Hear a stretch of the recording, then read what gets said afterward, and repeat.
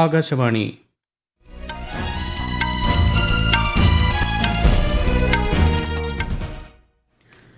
നമസ്കാരം. വാർത്തകൾ വായിക്കുന്നത് അക്ഷയ് ഷാജി.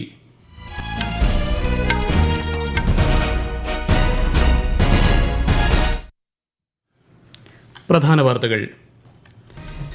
കേരളത്തിൽ നിയമസഭാ തെരഞ്ഞെടുപ്പ് പ്രചാരണം ശക്തമാക്കി മുന്നണികൾ.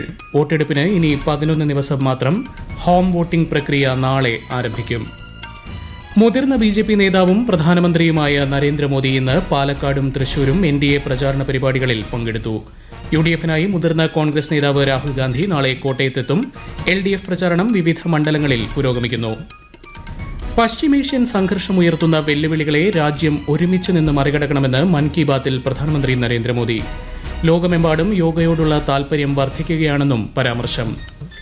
രാജ്യത്ത് ഗാർഹിക LPG വിതരണം സാധാരണ നിലയിലാണെന്ന് കേന്ദ്ര പെട്രോളിയം പ്രകൃതിവാതക മന്ത്രാലയം. പശ്ചിമേഷ്യയിൽ ഇറാൻ-ഇസ്രായേൽ സംഘർഷം തുടരുന്നു.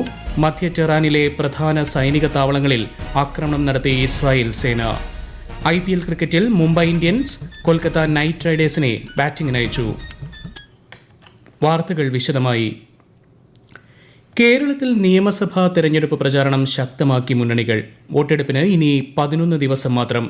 പരസ്യപ്രചാരണത്തിനുള്ള ദിവസങ്ങളിൽ സമ്മതിദായകരെ നേരിൽ കണ്ടും കുടുംബയോഗങ്ങളിൽ പങ്കെടുത്തുമാണ് പ്രചാരണ രംഗം ചൂടുപിടിപ്പിക്കുന്നത്. ഏപ്രിൽ 9-നാണ് വോട്ടെടുപ്പ്. 890 സ്ഥാനാർത്ഥികൾ ജനവിധി തേടുന്ന തെരഞ്ഞെടുപ്പിൽ കേരളത്തിൽ 2.71 കോടി വോട്ടർമാർ സമ്മതിദാനാവകാശം വിനിയോഗിക്കും. മെയ് 4-നാണ് വോട്ടെണ്ണൽ. മുതിർന്ന BJP നേതാവും പ്രധാനമന്ത്രിയുമായ നരേന്ദ്രമോദി ഇന്ന് പാലക്കാടും തൃശൂരും NDA പ്രചാരണ പരിപാടികളിൽ പങ്കെടുത്തു. കേരളം മാറ്റത്തിന്റെ സന്ദേശം നൽകുന്നതായും കേരളത്തിലെ യുവാക്കൾ, സ്ത്രീകൾ, കർഷകർ എന്നിവരുടെ വിശ്വാസവും സ്നേഹവും NDAയ്ക്കൊപ്പമാണെന്നും പാലക്കാട് കോട്ടമൈതാനത്ത് നടന്ന പ്രചാരണ സമ്മേളനത്തിൽ അദ്ദേഹം പറഞ്ഞു. തുടർന്ന് തൃശൂരിൽ സംഘടിപ്പിച്ച റോഡ് ഷോയിലും ശ്രീ നരേന്ദ്രമോദി പങ്കെടുത്തു. പ്രമുഖ നേതാക്കളെ പങ്കെടുപ്പിച്ചുകൊണ്ട് LDF, UDF മുന്നണികളും തെരഞ്ഞെടുപ്പ് പ്രചാരണത്തിൽ സജീവമാണ്. UDF-നായി ലോക്സഭാ പ്രതിപക്ഷ നേതാവും കോൺഗ്രസ് നേതാവുമായ രാഹുൽ ഗാന്ധി നാളെ കോട്ടയത്ത് പ്രചാരണത്തിനെത്തും. മുതിർന്ന കോൺഗ്രസ് നേതാക്കളായ രമേശ് ചെന്നിത്തല, KC വേണുഗോപാൽ, പ്രതിപക്ഷ നേതാവ് VD സതീശൻ എന്നിവർ ഇന്ന് എറണാകുളം ജില്ലയിൽ പ്രചാരണ പരിപാടികളിൽ പങ്കെടുത്തു. LDF-ന്റെ തെരഞ്ഞെടുപ്പ് പ്രചാരണത്തിനായി മുഖ്യമന്ത്രിയും മുതിർന്ന CPM നേതാവുമായ പിണറായി വിജയൻ ഇന്ന് മലപ്പുറം ജില്ലയിലെ വിവിധ മണ്ഡലങ്ങളിൽ പര്യടനം നടത്തി. സംസ്ഥാനത്ത് നിയമസഭാ തെരഞ്ഞെടുപ്പിലേക്കുള്ള ഹോം വോട്ടിംഗ് പ്രക്രിയ നാളെ ആരംഭിക്കും. 85 വയസ്സിന് മുകളിലുള്ള മുതിർന്ന പൌരന്മാർ, 40%-ലധികം ഭിന്നശേഷിയുള്ളവർ, കിടപ്പ് രോഗികൾ എന്നിവർക്ക് വോട്ടവകാശം വിനിയോഗിക്കുന്നതിനാണ് ഇത് ഏർപ്പെടുത്തിയിരിക്കുന്നത്.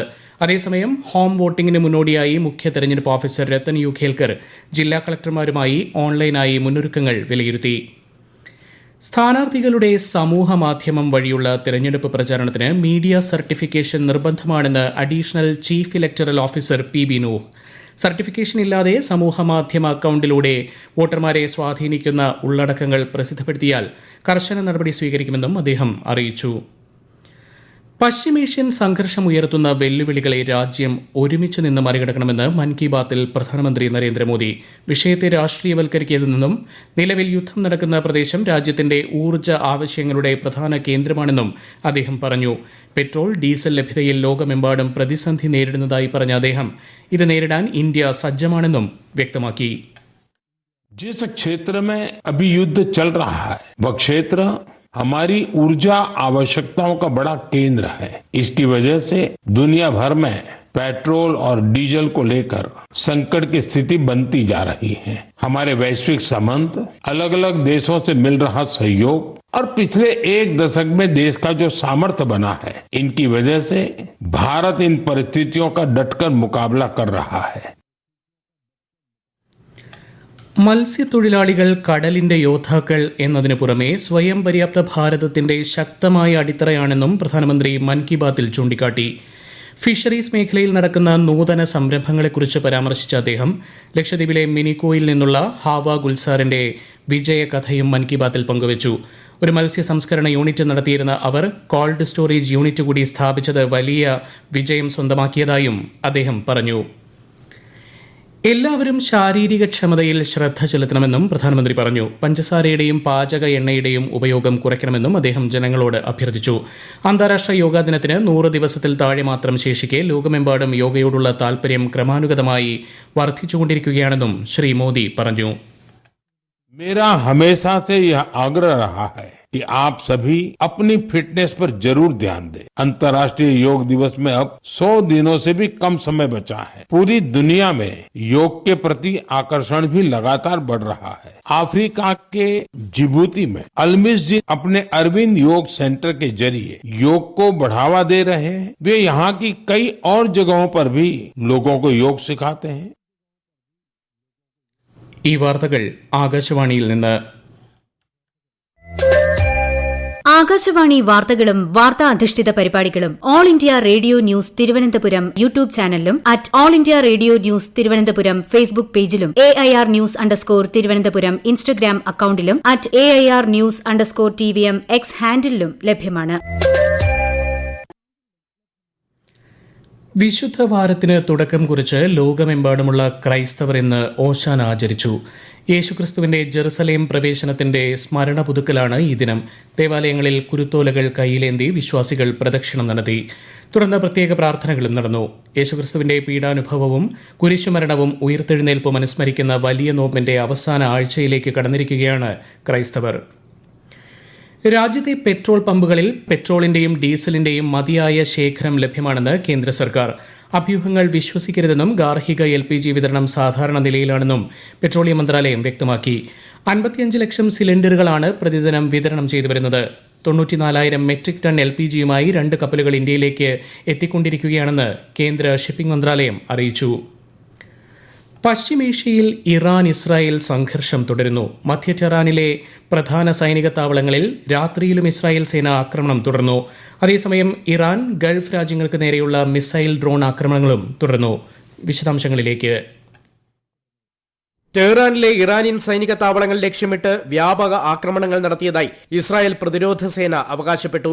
UAE, കുവൈറ്റ്, ബഹ്റൈൻ എന്നിവിടങ്ങളിൽ ഇറാൻ ഡ്രോൺ ആക്രമണങ്ങൾ തുടരുന്നതിനാൽ ഗൾഫ് മേഖലയിലുടനീളം അതീവ ജാഗ്രതയിലാണ്. യമനിലെ ഇറാൻ പിന്തുണയ്ക്കുന്ന സായുധ ഗ്രൂപ്പായ ഹൂത്തികളും ഇസ്രായേലിനെതിരെ മിസൈൽ ആക്രമണം നടത്തി. ആഗോള എണ്ണ കയറ്റുമതിയുടെയും ചരക്കു നീക്കത്തിന്റെയും വലിയ പങ്ക് വഹിക്കുന്ന ഏദൻ കടലിടുക്കിലെ സംഘർഷം ആഗോള വ്യാപാരത്തെ തടസ്സപ്പെടുത്തുമെന്ന ആശങ്ക നിലനിൽക്കുന്നു. അമേരിക്കയുടെ നാവിക സംഘം പശ്ചിമേഷ്യയിലെത്തിയതായി യുണൈറ്റഡ് സ്റ്റേറ്റ്സ് സെൻട്രൽ കമാൻഡ് വ്യക്തമാക്കി. ഖാർഗ് ദ്വീപിലെ നിർണായക എണ്ണ കയറ്റുമതി കേന്ദ്രം ഉൾപ്പെടെയുള്ള മേഖലകളിൽ സേനയെ വിന്യസിക്കുമെന്ന് പ്രതിരോധ വൃത്തങ്ങൾ പറഞ്ഞു. ന്യൂസ് ഡെസ്ക്, ആകാശവാണി. ഏഷ്യൻ ബോക്സിംഗ് ചാമ്പ്യൻഷിപ്പിന് നാളെ മംഗോളിയയിലെ ഉലാൻബത്തറിൽ തുടക്കം.